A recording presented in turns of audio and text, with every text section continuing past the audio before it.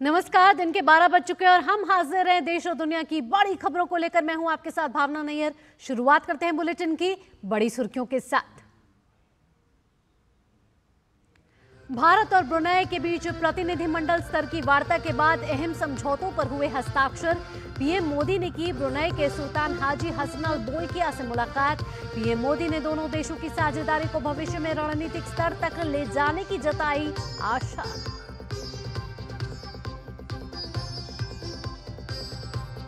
Brunei की यात्रा के बाद प्रधानमंत्री मोदी सिंगापुर के लिए रवाना। अपने समकक्ष लॉरेंस वोंग से करेंगे द्विपक्षीय मुलाकात। व्यापार और निवेश में नई संभावनाओं के खुलेंगे दरवाजे।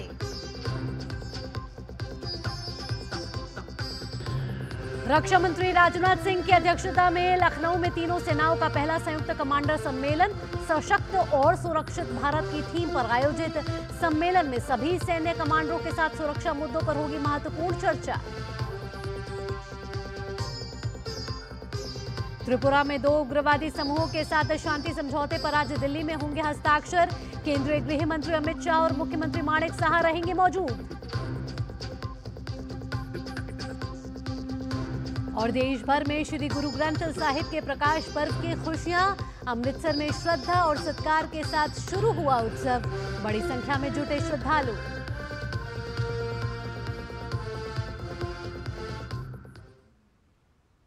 सुर्खियों के बाद अब खबरें विस्तार से और शुरुआत करते हैं प्रधानमंत्री के विदेश दौरे की। आपको बता दें कि भारत और ब्रुनेई के बीच आज प्रतिनिधिमंडल स्तर की वार्ता हुई है।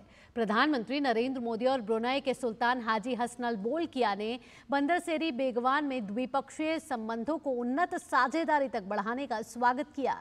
दोनों नेताओं ने रक्षा, व्यापार और निवेश, ऊर्जा, अंतरिक्ष प्रौद्योगिकी, स्वास्थ्य और फार्मास्यूटिकल, क्षमता निर्माण, संस्कृति और लोगों के बीच आपसी संबंधों के क्षेत्रों सहित द्विपक्षीय संबंधों का जायजा लिया।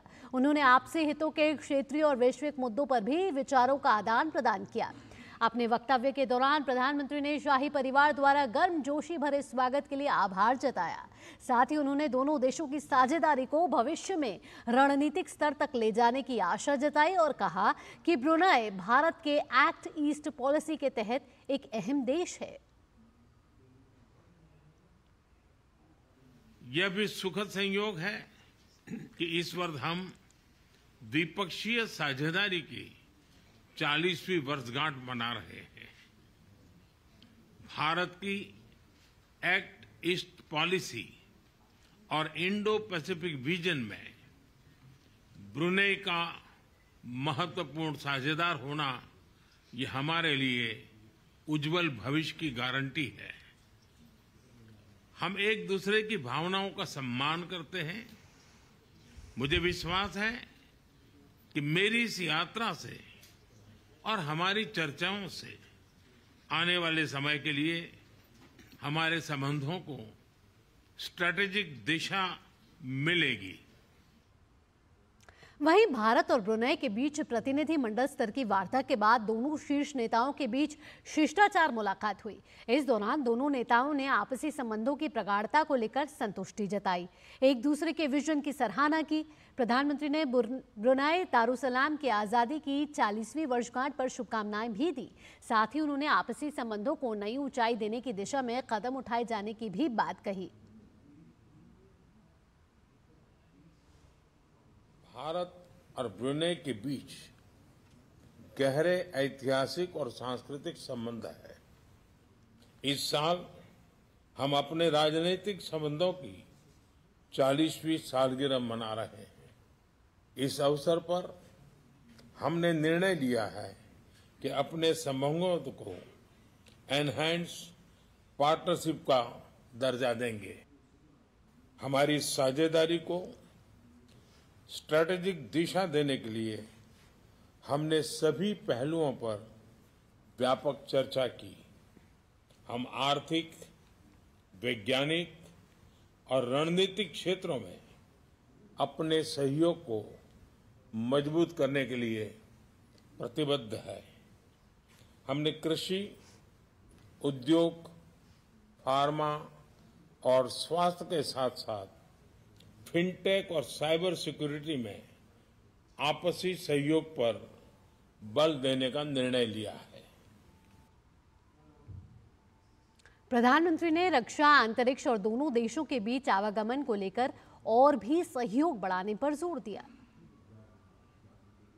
हमने एलएनजी में लॉन्ग टर्म सहयोग की संभावनाओं पर चर्चा की। रक्षा क्षेत्र में सहयोग को बढ़ाने के लिए हमने रक्षा उद्योग, प्रशिक्षण और क्षमता निर्माण की संभावनाओं पर सकारात्मक विचार किए।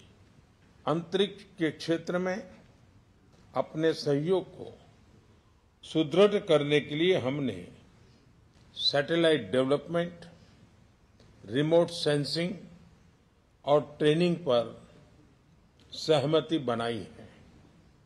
दोनों देशों के बीच कनेक्टिविटी के लिए जल्द ही डायरेक्ट फ्लाइट्स शुरू की जाएगी। इंडो पैसिफिक क्षेत्र में सहयोग और नियम आधारित व्यवस्था पर प्रधानमंत्री ने आशा जताई। उन्होंने कहा कि भारत विस्तारवादी नहीं बल्कि विकासवादी व्यवस्था में विश्वास रखता है। भारत की एक्ट ईस्ट पॉलिसी और इंडो पैसिफिक विजन में ब्रुनेई का महत्वपूर्ण साझेदार रहा है। भारत हमेशा आसियान सेंट्रलिटी को प्राथमिकता देता आया है और आगे भी देता रहेगा। हम अनक्लॉस जैसे अंतर्राष्ट्रीय कानूनों के तहत फ्रीडम ऑफ नेविगेशन और ओवरफ्लाइट्स का समर्थन करते हैं।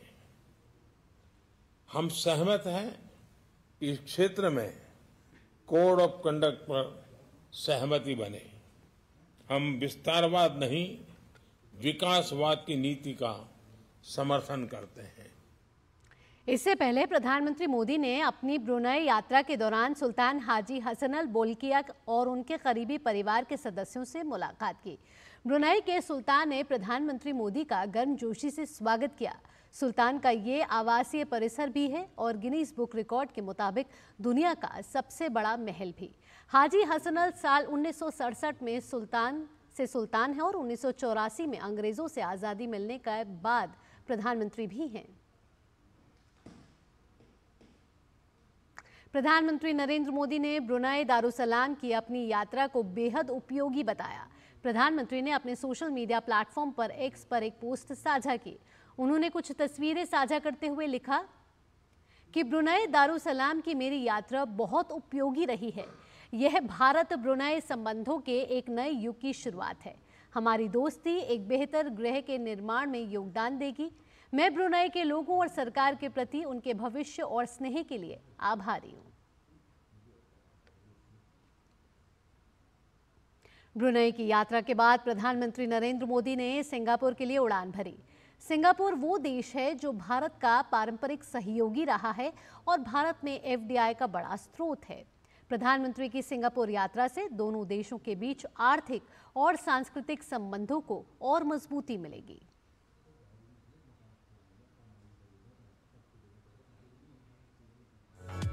वज़ीर-ए-आज़म नरेंद्र मोदी बुध को ब्रुनेई के दौरे के बाद सिंगापुर जाएंगे। पीएम मोदी का सिंगापुर का ये 5वां दौरा है, लेकिन ये दौरा 6 साल के वक्फे के बाद हो रहा है। सिंगापुर का दौरा इस लिहाज से भी बहुत अहम है क्योंकि पीएम मोदी का ये तारीखी दौरा तीसरा दौर संभालने के बाद हो रहा है। इसके साथ ही सिंगापुर के पीएम लॉरेंस वोंग ने भी सिंगापुर के वज़ीर-ए-आज़म का ओहदा संभाला है। मई के महीने में उन्होंने अपना ओहदा संभाला है। ये बहुत ही महत्वपूर्ण विजिट है हमारे दृष्टिकोण से, सिंगापुर के दृष्टिकोण से, भारत के दृष्टिकोण से। दोनों प्रधानमंत्रियों के टेन्योर में जल्दी ही हम दोनों की विजिट हो रही है, बातचीत हो रही है। ये हमारे दोनों रिश्तों के लिए, दोनों देशों के रिश्तों के लिए बहुत अच्छी बात है। हमारी एक्ट ईस्ट पॉलिसी जो है 10 साल से चल रही है, उसकी इम्प्लीमेंटेशन में भी सिंगापुर का बड़ा हाथ रहा है। उन्होंने हमारे साथ अच्छा सहयोग किया है और अब देखें तो हमारे आसियान की एंगेजमेंट भी पिछले 10 साल में काफ़ी बढ़ी है। हिंदुस्तान और सिंगापुर के दरमियान यकीनन मुश्तरका विरसा, तारीख और सकाफती ताल्लुकात हैं। दोनों ममालिक के दरमियान इक़्तिसादी ताउन भी तेजी से बढ़ रहा है। गुज़िश्ता 10 सालों में मोदी हुकूमत की कोशिशों से बाहमी ताल्लुकात में काफ़ी तरक्की भी हुई है। एक तो महत्वपूर्ण जो है वो स्किल्स की एरिया है। सिंगापुर में स्किलिंग और स्किल्स ट्रेनिंग की काफ़ी अच्छी इंस्टीट्यूशंस है। वो इंस्टीट्यूशंस को हम इंडिया ले जाना चाहते हैं। ग्रीन एनर्जी है, सस्टेनेबिलिटी है, जो ग्रीन हाइड्रोजन है, ग्रीन एमोनिया है, उस पे भी सहयोग की बात हो रही है।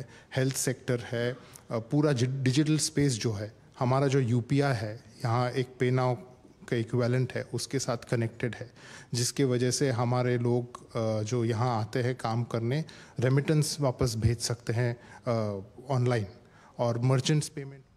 यहाँ रुकेंगे एक छोटे से ब्रेक के लिए, लेकिन ब्रेक के बाद आपको बताएंगे कि भारत और सिंगापुर के रिश्ते किस तरीके से लगातार प्रगाढ़ हो रहे हैं, क्योंकि सिर्फ ऐतिहासिक और सांस्कृतिक तौर पर ये प्रगाढ़ता नहीं देखने को मिल रही, आर्थिक मोर्चे पर भी दोनों के संबंध लगातार मजबूत होते जा रहे हैं। ये सब इस छोटे से ब्रेक के बाद।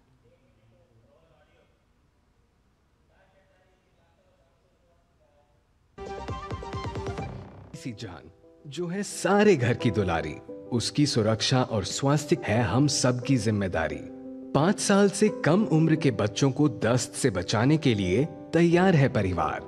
रक्षा, रोकथाम और उपचार। रक्षा के लिए 6 महीने तक बच्चे को सिर्फ मां का दूध पिलाएं। रोकथाम मतलब साफ घर, साफ टॉयलेट और साफ बर्तन, और खाना बनाने से पहले और शौच या मल साफ करने के बाद हाथ अच्छे से धोएं। उपचार के लिए जब बच्चे को दस्त लगे तो उसे तुरंत ORS का घोल पिलाएं और 2 हफ्ते तक जिंक की गोली दें। दस्त होते ही अपने नजदीकी स्वास्थ्य केंद्र से जल्द संपर्क करें। ORS और जिंक की गोलियां स्वास्थ्य केंद्र पर निशुल्क उपलब्ध हैं। जब बच्चे स्वस्थ रहेंगे तो हंसते मुस्कुराते रहेंगे। याद रहे, दस्त के विरुद्ध तैयार है परिवार। रक्षा, रोकथाम और उपचार।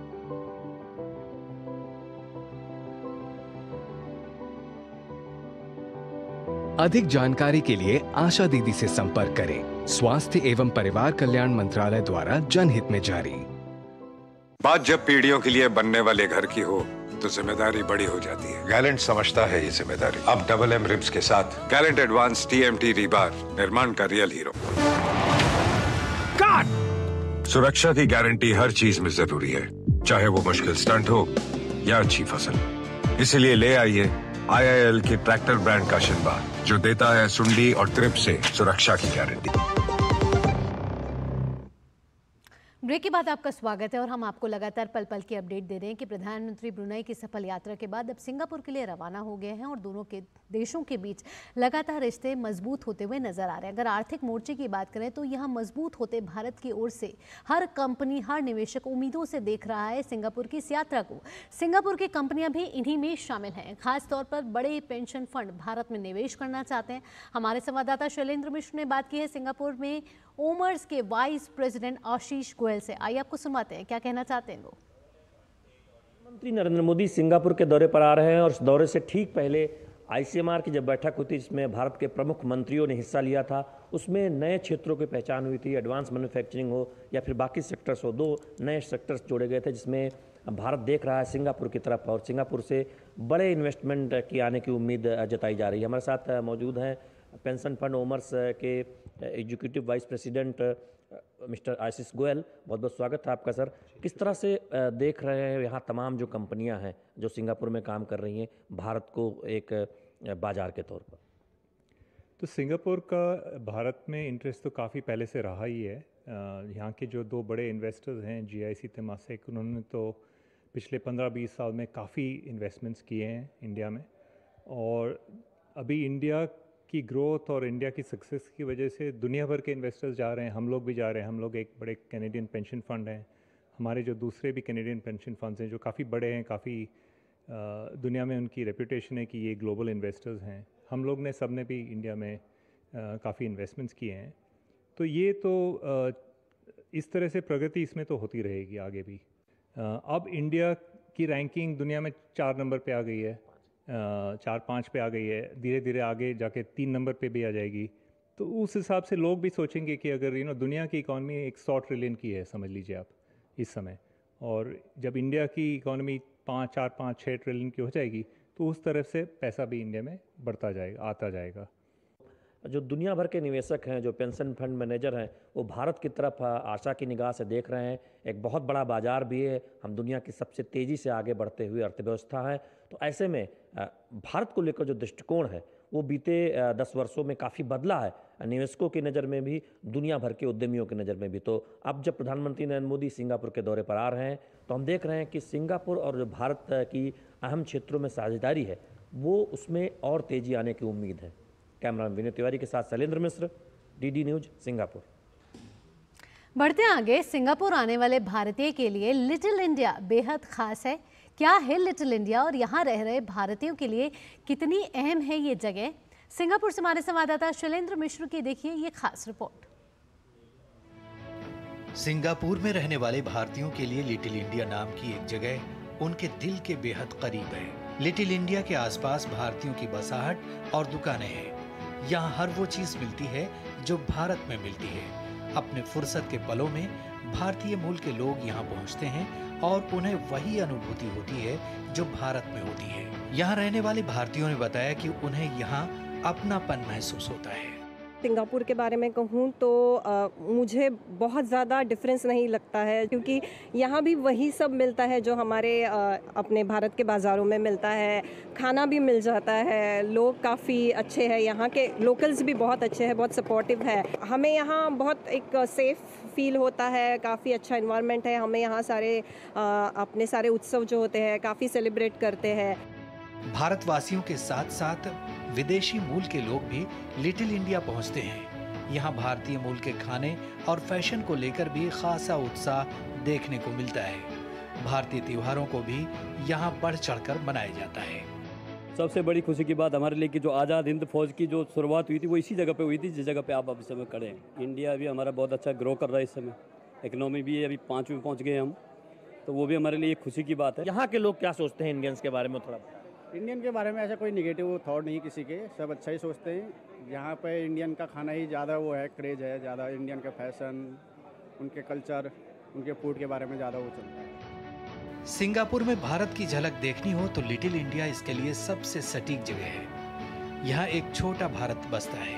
यहाँ स्थित एक पार्क में भारत और सिंगापुर के व्यापारिक रिश्तों का लंबा इतिहास देखने को मिलता है। साथ ही साथ भारत की प्रसिद्ध जगहों और व्यवसायों का भी यहाँ जिक्र देखने को मिलता है। ये लिटिल इंडिया मार्केट में छोटा सा पार्क है जहाँ आपको एक भारत की पूरी झलक दिखाई देती है। इंडियन मिल्कमैन, ये 1905 और 1906 के बीच ये नेशनल म्यूजियम सिंगापुर का जो है, नेशनल हेरिटेज बोर्ड, उसमें जो कुछ दर्शाया गया है वो तस्वीर यहाँ पर आपको दिखाई दे रही है। तो इस पार्क में जब कोई आता है जो लिटिल इंडिया में है, वहाँ पर पूरा उसको एक परिचय मिलता है। दीपावली के बारे में बताया गया है कि कितना महत्वपूर्ण ये फेस्टिवल है भारत का। सिंगापुर में रहने वाले भारतीय मूल के लोगों के लिए लिटिल इंडिया बेहद खास है। भारतीय लोग यहाँ अपनी कला का प्रदर्शन कर रहे हैं और सिंगापुर की अर्थव्यवस्था में योगदान भी दे रहे हैं। लेकिन अपने परिवार से दूर रह रहे भारतीयों को लिटिल इंडिया एक परिवार देता है और अपनापन भी प्रदान करता है। सिंगापुर से शैलेंद्र मिश्र की रिपोर्ट, डीडी न्यूज। बढ़ते आगे और अन्य महत्वपूर्ण खबरों का रुख कर लेते हैं।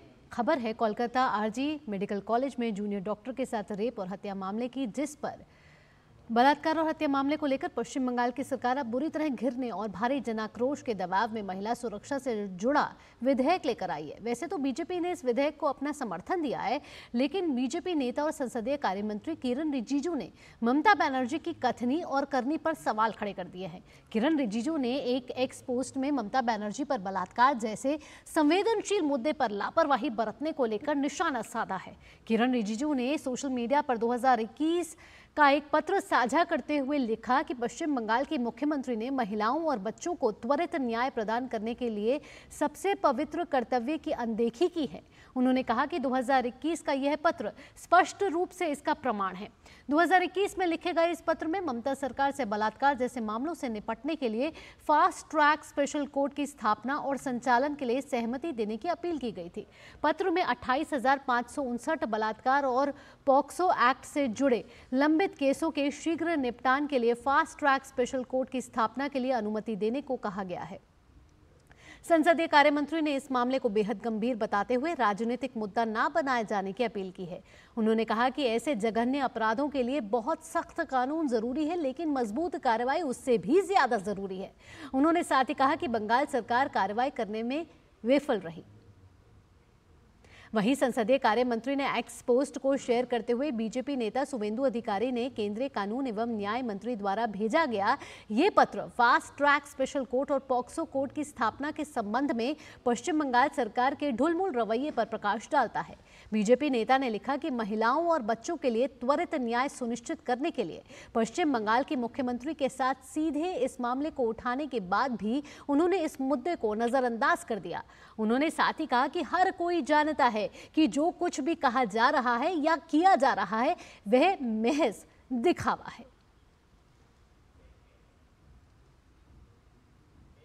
नई दिल्ली में अंतर्राष्ट्रीय ग्रीन हाइड्रोजन सम्मेलन का आयोजन होने जा रहा है। यह सम्मेलन भारत मंडपम में 11 से 13 सितंबर तक आयोजित किया जाएगा। इस अंतर्राष्ट्रीय ग्रीन हाइड्रोजन सम्मेलन में देश में उभरते ग्रीन हाइड्रोजन परिदृश्य पर चर्चा की जाएगी। ये मंच ग्रीन हाइड्रोजन पर चर्चा के लिए मंच उपलब्ध करवाने का काम करेगा। इसके साथ ही वैश्विक वैज्ञानिक समुदाय और उद्योग जगत के नेताओं के बीच संबंधों को भी सुगम बनाएगा। Leading the charge towards a sustainable hydrogen-powered future. Through the National Green Hydrogen Mission, the Government of India is building the foundation for a global hub in green hydrogen production, consumption and export. Major milestones are being achieved from incentivizing electrolyzer manufacturing. यहाँ रुक रहे एक छोटे से break के लिए, जल्द हाजिर होते हैं। अच्छी चीजों में समय लगता है, खूबसूरती निखारने में वक्त लगता है। ब्यूटीफुल डिजाइन्स टेक टाइम, लेकिन KYC अपडेट मिनटों में। KYC अपडेट अब आप घर बैठे बैठे भी कर सकते हैं। Registered email, registered mobile number, online banking से, आधार OTP बेस्ड eKYC से या फिर वीडियो KYC से। यहाँ तक कि अकाउंट भी घर बैठे बैठे खोला जा सकता है। RBI कहता है, इन्हीं से सुनिए, जानकार बनिए, सतर्क रहिए। बात जब पीढ़ियों के लिए बनने वाले घर की हो तो जिम्मेदारी बड़ी हो जाती है। गैलेंट समझता है ये जिम्मेदारी। अब डबल M रिब्स के साथ गैलेंट एडवांस TMT रीबार, निर्माण का रियल हीरो।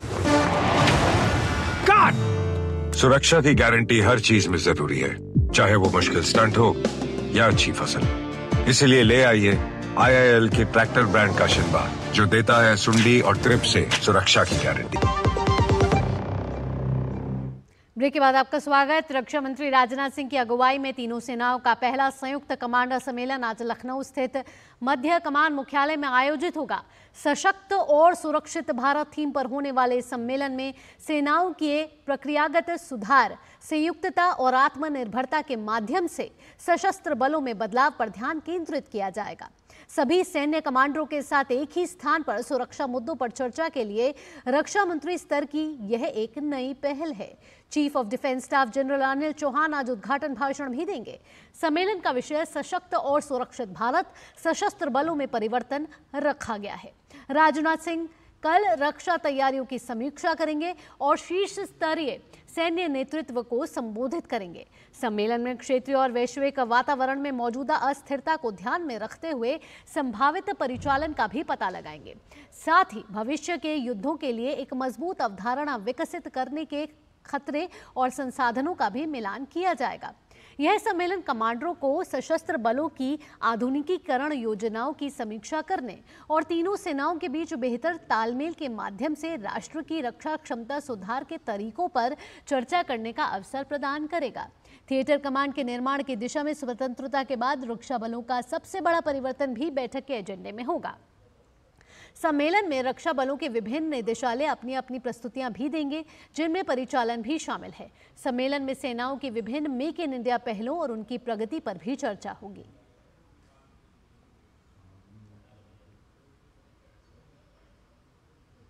खबर अब बिहार से आ रही है। बिहार के छपरा में अचानक छज्जा गिरने से 100 से ज्यादा लोग घायल हो गए हैं। मंगलवार रात छपरा के ईश्वरपुर मेले में ऑर्केस्ट्रा के दौरान यह हादसा हुआ है। एक जुलूस में हजारों की संख्या में लोग मौजूद थे। अचानक एक घर का छज्जा लोगों के ऊपर गिर गया। घटना के समय छज्जे के ऊपर 100 से ज्यादा लोग मौजूद थे। आज श्री गुरु ग्रंथ साहिब के प्रकाश पर्व की खुशियां मनाई जा रही हैं। अमृतसर के स्वर्ण मंदिर में इसकी रौनक देखते ही बनती है। प्रकाश पर्व के लिए स्वर्ण मंदिर को फूलों से सजाया गया है। सिख धर्म में 10वें गुरु गोविंद सिंह के बाद गुरु ग्रंथ साहिब को ही गुरु के रूप में मानते हैं।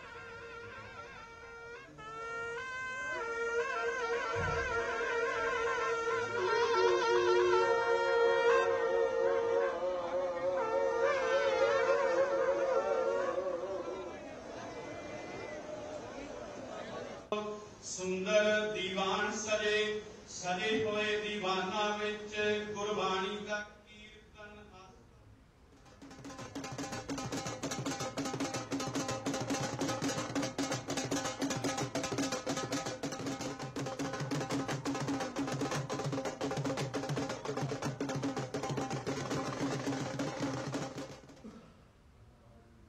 इसी के साथ इस बुलेटिन में इतना ही। देश और दुनिया की बाकी खबरों के लिए आप देखते रहिए DD न्यूज़। मुझे दीजिए अनुमति। नमस्कार।